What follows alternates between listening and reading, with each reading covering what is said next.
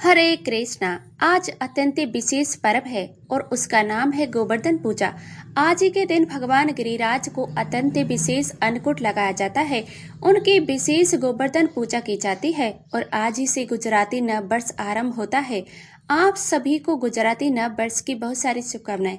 आज है 22 अक्टूबर 2025 बुधवार का दिन। आज ही के दिन बलि प्रतिपदा के नाम से भी जाना जाता है। तो चलिए आज भगवान श्री कृष्ण की गोवर्धन लीला का स्मरण करते हुए चलिए आज के इस प्राप्त काल बेला में हम सभी इस कार्तिक मास कथा का श्रवण करते हैं। आइए आज की कथा आरंभ करते हैं। प्रिय भक्तजनों, उससे पहले अगर आप इस चैनल पर नए हैं तो चैनल को सब्सक्राइब करके वीडियो को लाइक जरूरी कीजिएगा।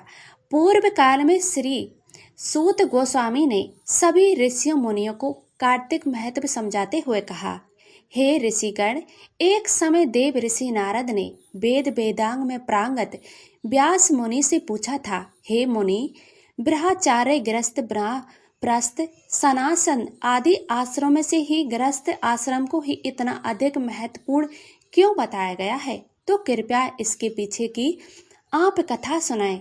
तब व्यास मुनि ने नारद जी को जो कथा सुनाई थी वही मैं आप लोगों को सुनाती हूँ, ध्यान पूर्वक श्रवण करें।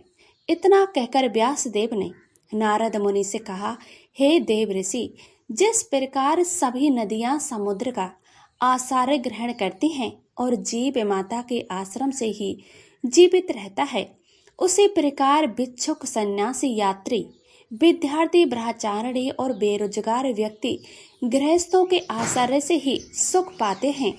और इसी उपलब्ध में एक कथा सुनिए। पूर्व काल में उत्तनामोत्पाद नाम का एक राजा थे। उन्हें उत्तम नाम का एक पुत्र था जो बड़ा ही बलवान था, लेकिन मंदरा का व्यासनी भी था। उसकी पत्नी का नाम बहुला था। उत्तम अपनी पत्नी से अत्यंत प्रेम करता था।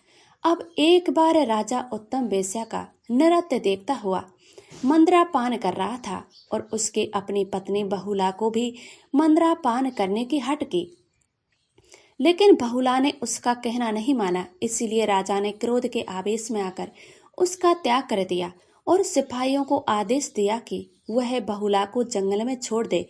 उसके सिपाहियों ने उसे आदेश का पालन किया, लेकिन जब मंदरा का नशा उतरा तो उसे अपने इस कृत्य पर बड़ा ही प्रायश्चित हुआ, लेकिन उसका दूसरा विवाह नहीं किया। उसने वियोग वेदना सहता हुआ राजकाज करता रहा। अब एक दिन बिलास पुत्र नामक का एक ब्राह्मण उसके समक्ष आए और उन्होंने कहा, हे राजन, मेरी पत्नी का किसी ने अपहरण कर लिया है। पत्नी के वियोग में मैं बड़ा ही दुखी हूँ। मैं आपसे विनती कर रहा हूँ कि कृपया आप मेरी पत्नी को ढूंढ दीजिए।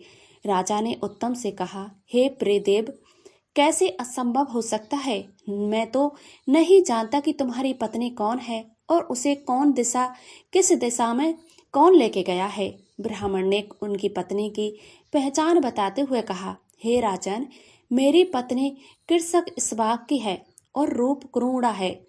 आप सदैव कचू बटन बोलती है। तो ये सुनकर राजा ने आश्चर्य से कहा, हे प्रदेव जी, तुम्हारी पत्नी कृषका रूपवा है तो तुम उसे पुण्य क्यों पाना चाहते हो? तो इस ब्राह्मण ने कहा, हे राजन, मेरी पत्नी ने कर्म धर्म की सहयोगिनी है। उसकी रक्षा करना मेरा कर्तव्य है। जो पति अपनी पत्नी की रक्षा नहीं कर सकता, उसके वंश का क्षण हो जाता है।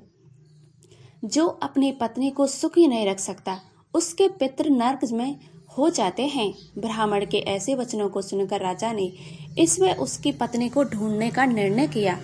उसे आश्वासन देकर उसे विदा किया और फिर राजा का इस पर रथ का सवार होकर ब्राह्मण की पत्नी को ढूंढने के लिए निकल पड़ा। ब्राह्मण की पत्नी को ढूंढता हुआ वो एक जंगल में गया, एक आश्रम में पहुंचा। वह आश्रम में उसने मुनि को एक स्थान पर बैठे हुए देखा। राजा मुनि के पास गए, लेकिन मुनि ने राजा को अपने आश्रम में देखकर भी उनका कोई आदर सत्कार नहीं किया। मुनि ने उसके मनोभाव को जानकर कहा, मुझे पता है कि तुम राजा उत्तनपादन के पुत्र हो, लेकिन यहाँ पर क्यों आए हो? तो राजा उत्तम ने आचार्य से कहा, हे मुनिवर, किसी एक ब्राह्मण की पत्नी का अपहरण करके लिया है। मैं उसी को ढूंढता हुआ यहाँ पर पहुंचा हूँ। लेकिन हे मुनि, आप द्वारा जो मेरा निर्धार हुआ है उसका क्या कारण है? तब मुनि ने कहा, हे क्योंकि तुमने अपनी पत्नी का कोई भी अपराध नहीं था, फिर भी उसका त्याग कर दिया, और पति का कर्तव्य है कि वह अपनी पत्नी का यथोचित सम्मान करे। जहाँ स्त्री का अनादर होता है वहाँ सुख और शांति रहना असंभव है। ये सुनकर राजा लज्जित हो गए। फिर उन्होंने मुनि से कहा, हे मुनि, आप मेरा मार्गदर्शन करें। सबसे पहले मैं ब्राह्मण की पत्नी को ढूंढना चाहता हूँ। ब्राह्मण की पत्नी कौन है और कहाँ लेके गया है? इस समय में वह खापर है, किस दिशा में होगी? मुनि ने एक पल में ध्यान लगाया और सब कुछ जानकर कहा, हे राजन, ब्राह्मण की पत्नी अथिति का बालक नामक राक्षस पुत्र हरण करके ले गया है और उसे उत्पाल और वर्त में नामक वन में लेके गया हुआ है। उसे ढूंढकर उस ब्राह्मण को उसकी पत्नी को लौटाया गया हो।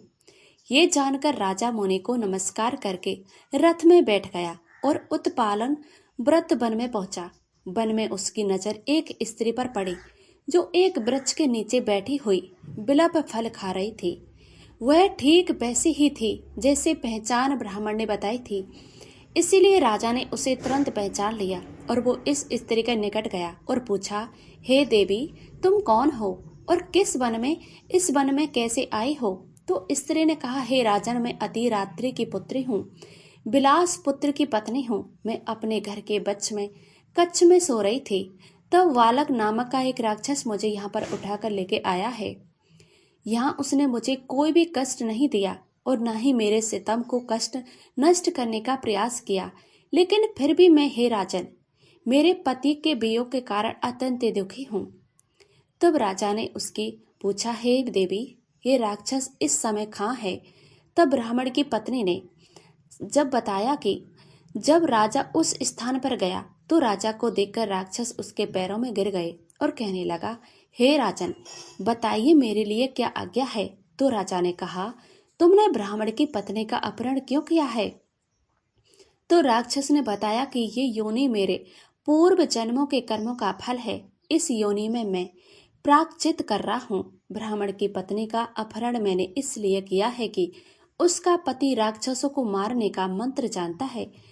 जब भी हम यज्ञ के समय हवन वेदी से गिरे अन्न का भरण करने जाते हैं तो वह हमें भंगा देता है, क्योंकि यज्ञों का पर्याप्त वही आचार्य बनता है।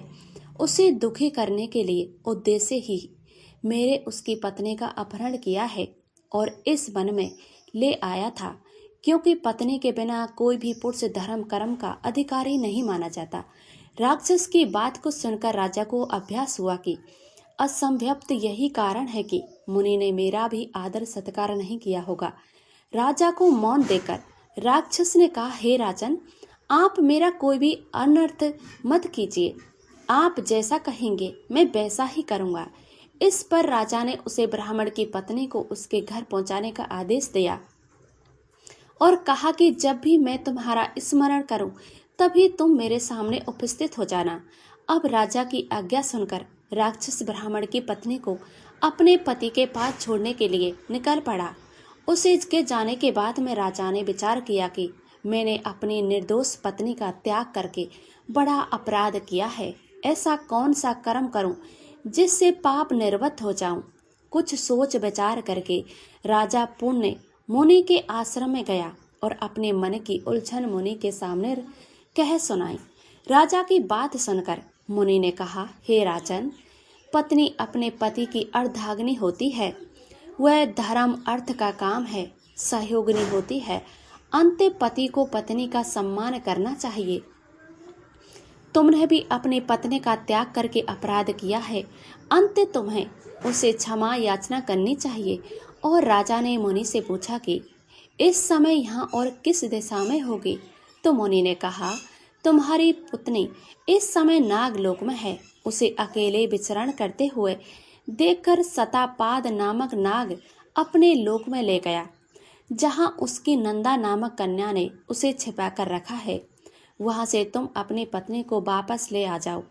ये सुनकर राजा मुनि को प्रणाम करके अपने महल में लौट आए और बालक राक्षस का स्मरण किया तो वो राक्षस तुरंत उपस्थित हो गया। राजा ने उसे अपनी पत्नी को नागलोक से मुक्त करवाकर लाने का आदेश दिया।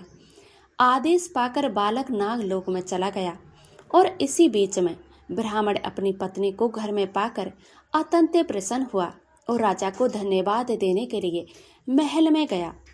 पहुंचा तो उसी समय बालक भी राजा की पत्नी को नागलोक से वापस ले आया। अपनी पत्नी को देखकर राजा अत्यंत प्रसन्न हुए और फिर दोनों प्रशंसा पूर्वक रहने लगे। और इस प्रकार से श्री व्यास देव ने गृहस्थ जीवन की महिमा का वर्णन किया। इस कथा से हम समझ सकते हैं कि इस भौतिक संसार में रहते हुए भी गृहस्थ जीवन के कर्तव्यों को पूर्ण करते हुए हम भगवान श्री कृष्ण की भक्ति कर सकते हैं, लेकिन शर्त एक ही है कि इस भौतिक संसार की माया से मोहित ना होकर केवल भगवान श्री कृष्ण की भक्ति में अपना जीवन व्यतीत करें।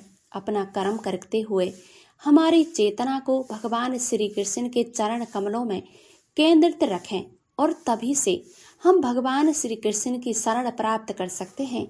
तो ये थी आज की हमारी कार्तिक विशेष कथा। प्रिय भक्तजनों, अगर आपको ये कथा अच्छी लगी, प्रिय भक्तगणों, आपको कथा कैसी लगी? अगर अच्छी लगी हो तो वीडियो को लाइक करके चैनल को सब्सक्राइब जरूर कीजिएगा।